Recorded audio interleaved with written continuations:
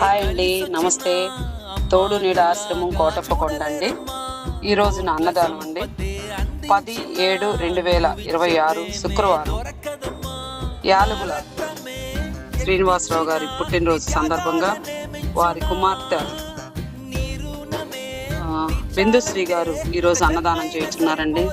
అమ్మ నమస్తే అమ్మ, థ్యాంక్ యూ సో మచ్ అమ్మ. ఇలాంటి సేవా కార్యక్రమాలు ఎన్నో చేయాలని చెప్పేసి మేము దేవుని ప్రార్థించామమ్మా.